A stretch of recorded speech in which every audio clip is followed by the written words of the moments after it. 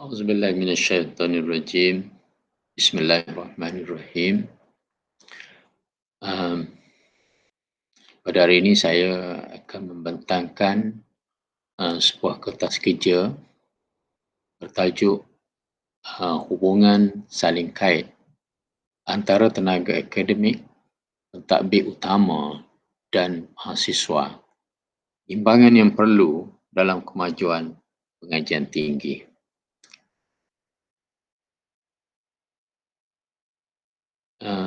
Pengenalan. Kertas kerja ini membincangkan hubungan saling kait antara tenaga akademik, pentadbir utama dan mahasiswa dalam kemajuan di sebuah institusi pengajian tinggi.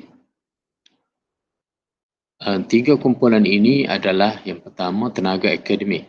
Mereka yang menjadi tenaga pengajar, menjadi pensyarah dan bukan pentadbir utama. Jadi kumpulan yang saya maksudkan sebagai tenaga akademik ini adalah kumpulan yang tugas utamanya, kerja utamanya adalah melibatkan diri dalam pengajaran, pembelajaran dan tidak menjadi pentadbir utama seperti Naib Chancellor, timbalan Naib Chancellor, timbalan Lecturer Akademik, PNI dan juga Dewan Pelajar dan juga bukan dekan atau pengarah sebuah fakulti ataupun institusi pendidikan tinggi. Manakala pentadbir utama yang saya maksudkan ialah terdiri daripada Naib Chancellor, timbalan-timbalan Naib Chancellor iaitu timbalan Naib Chancellor Akademik dan Antarabangsa, timbalan Naib Chancellor Hal Ehwal Pelajar dan Alumni dan timbalan Naib Chancellor Penyelidikan dan Inovasi. Dan termasuk dalam kumpulan pentadbir utama saya maksudkan dalam kertas kerja ini juga ialah dekan sebuah fakulti dan juga pengarah di mana-mana institut atau pusat pengajian yang ditemukan. Jadi kertas kerja ini akan melihat macam mana hubungan saling kait di antara tiga kumpulan ini, iaitu tenaga akademik, pentadbir utama dan juga mahasiswa. Dan mahasiswa di sini adalah merujuk kepada semua university student yang berada dalam sebuah institusi pengajian tinggi, sama ada belajar pada peringkat diploma, pada peringkat sarjana muda ataupun peringkat masters dan peringkat doktor falsafah PhD. Jadi kita akan lihat hubungan salib di antara ketiga ini. Ya.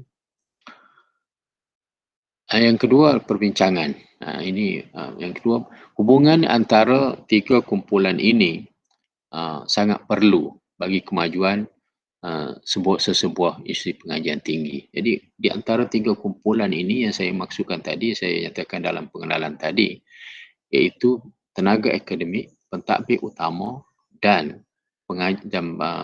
mahasiswa adalah tiga kumpulan utama yang perlu mempunyai hubungan yang rapat, hubungan saling kait yang rapat. Jadi berlaku hubungan di antara tenaga akademik dan pentadbir utama, tenaga akademik dengan pelajar, tenaga akademik pelajar dengan tenaga akademik dan juga pentadbir utama. Jadi hubungan saling kait ini perlu berlaku untuk kemajuan sesebuah universiti. Dan mungkin boleh juga merujuk pada lakaran rajah tiga segi yang saya sertakan dalam kertas kerja penuh saya. Hubungan yang berlaku. Hubungan di antara tiga kumpulan utama di institusi pengajian tinggi ini mestilah berfokus kepada kemajuan akademik. Fokus utamanya, walaupun kita menjaga kebajikan, menjaga fasilitis, apa-apa saja, fokus utamanya kepada kemajuan akademik iaitu matlamat utama sesebuah institusi pendidikan tinggi. Jadi ketiga kumpulan ini adalah apa-apa perbincangan tidak lain daripada akademik, memajukan akademik, walaupun hal-hal lain seperti kemajuan, kebajikan, pengantarabangsaaan, hubungan, sasial dan sebagainya, tetapi matlamat akhir yang paling puncak, yang paling utama semuanya hendaklah menjurus kepada kemajuan akademik. Kemajuan akademik. Misalnya seorang TNC HEP, dia bertanggungjawab tentang kebajikan, tentang masalah tempat tinggal, masalah hubungan dengan pelajar, alumni dan sebagainya.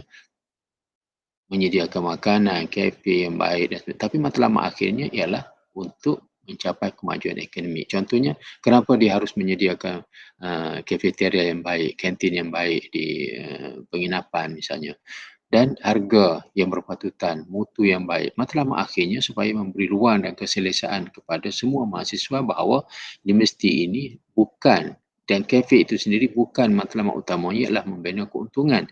Jadi pihak universiti harus memberikan kadar sewa yang sesuai dengan kepada pemaju kafeteria dan juga berbincang selalu dari masa ke semasa harus menyediakan makanan yang bermutu dengan harga yang berpatutan supaya mahasiswa tidak merasa tertekan dengan harga.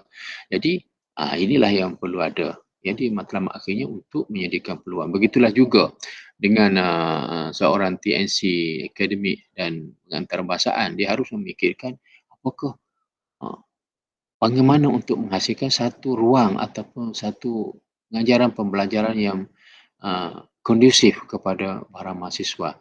Harus memikirkannya macam mana harus berhubung, macam mana mendapat pandangan daripada tenaga akademik, pandangan daripada para mahasiswa, macam mana untuk menyediakan satu ruang yang betul-betul memberi kesan yang baik kepada kemajuan akademik dan tidak tertakluk kepada pandangan-pandangan luar secara mutlak, walaupun kita juga tertakluk pada pandangan luar daripada KPT, daripada apa, pada badan tertentu yang menentukan dengan rekod-rekod. Tapi matlamat utama kita adalah untuk kemajuan akademik. Jadi di sini perlu ada hubungan dua hala, pandangan daripada tenaga akademik, pandangan daripada mahasiswa dan juga mungkin pandangan daripada pihak alumni dan pihak luar untuk meningkat memberi pandangan supaya menghasilkan satu keadaan yang lebih baik untuk kemajuan sebuah yang tinggi.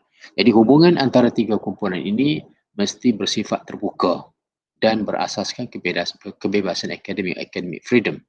Jadi antara ketiga komponen ini tidak seharusnya ada blok yang menghalang daripada berlaku perbincangan, hubungan yang baik kerana hubungan saling kait itu harus berlaku.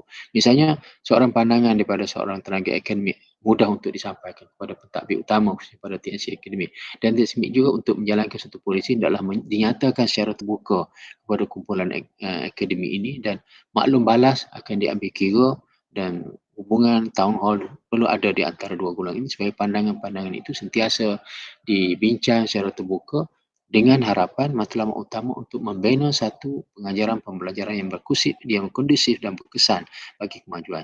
Jadi halangan-halangan itu tidak perlu ada, hendaklah bersifat terbuka berasaskan kebebasan akademik, academic freedom yang berasaskan trust kepada akademik bukan untuk tujuan-tujuan yang lain daripada itu. Okey, kita masuk kepada penemuan kajian. Apa yang dapati daripada kajian ini bahawa hubungan saling kait yang terbuka antara tiga kumpulan ini semakin kurang dan menghadapi halangan tertentu. Ya, telah mula ada hubungan di antara akademik dengan pentadbir utama, pelajar dengan pentadbir utama dan akademik telah ada sedikit halangan. Hubungan terbuka, bebas dan bersifat dua hala semakin berkurang. Jadi hubungan terbuka semakin kurang. Ya, nanti kita lihat di bawahnya nanti. Badan-badan yang menghubungkan antara tiga kumpulan ini semakin kurang berfungsi dan keberkesanannya. Ini tiga yang saya lihat. Yang pertama, hubungan saling kait antara tiga kumpulan semakin kurang dan menghadapi halangan tertentu. Yang kedua, hubungan terbuka, bebas dan bersifat dua hala semakin kurang secara umumnya. Badan-badan yang menghubungkan antara tiga kumpulan ini semakin kurang fungsi dan keberkesanannya. Saya mengambil contoh untuk menjelaskan apa yang saya nyatakan di atas ini. Yang pertama, Majlis Perwakilan Pelajar misalnya yang sepatutnya menjadi penghubung di antara kumpulan mahasiswa dengan akademik dan juga khususnya dengan pentadbir utama. Fungsinya boleh dipersoalkan dalam menjaga kebajikan dan akademik mahasiswa. Jadi Majlis Perwakilan Pelajar yang dipilih melalui pilihan raya universiti itu, Presiden Persatuan Mahasiswa adakah fungsinya dan ahli jawatan kuasa, kebajikan, akademik dan sebagainya dibentuk di bawah Majlis Perwakilan Pelajar itu, adakah dia benar-benar berfungsi? Di sini dia tidak harus bertindak sebagai pengawas di sekolah menengah misalnya, dia satu badan pengimbang yang perlu ada di antara pihak mahasiswa dengan pentadbir utama khususnya. Jadi perbincangan ini harus berlaku dan dapati bahawa perbincangan ini telah mula berkurangan jika dibandingkan dengan tahun-tahun dulu. Satu badan yang dilihat benar-benar berfungsi dalam menjaga kebajikan dengan matlamat akhirnya menghasilkan kondusif untuk kemajuan akademik. Yang kedua juga kita dapat lihat bahawa peranan dan keberkesanan Persatuan Staf Akademik Universiti dipersoalkan dalam menjaga kebajikan dan fokus utama pensyarah. Jadi Persatuan Staf Akademik ini yang melakukan hubungan dengan MBJ, Mesyuarat Bersama Jabatan, telah mula kurang fungsinya, dan ada juga terdapat di beberapa buah universiti bahawa terdapat dua persatuan staf yang mewakili akademik. Ini adalah tidak mungkin berlaku. Jadi sesuatu kumpulan itu harus menyatakan dan perlu hubungan berlaku di antara pentadbir utama dan sebagai suara bagi staf akademik dalam menjaga kebajikan, kenaikan pangkat, persoalan kebajikan, stok kurikulum dan sebagainya berkaitan dengan keseluruhan pentadbir sebuah universiti. Hubungan terbuka pentadbir utama dengan tenaga akademik dan mahasiswa semakin kurang dan lebih bersifat sahala. Apa yang saya maksudkan di sini ialah bahawa sesuatu pencapaian misalnya amanat daripada Vice Chancellor untuk disampaikan kepada semua satuan akademik, tenaga akademik bersifat satu hala, dan apa yang disampaikan oleh pentadbir utama bersifat satu hala tidak banyak kepada sifat soalan, perbincangan, cadangan. Jadi itu sepatutnya dalam satu penyampaian misalnya amanat ke apa forum tertentu oleh pentadbir utama harus hanya sekadar ringkas memberi garis pandang utama, kemudian dibuka kepada QA, soalan dan jawapan supaya lebih terbuka sifatnya. Ini telah semakin berkurangan berlaku. Jadi itu perlu diperbanyakkan untuk meningkatkan dan mencari jalan yang lebih baik untuk menghasilkan fungsi pendidikan tinggi dan meningkatkan ajaran. Saya rasa perbincangan yang lebih lanjut boleh baca dalam kertas kerja yang saya sampaikan.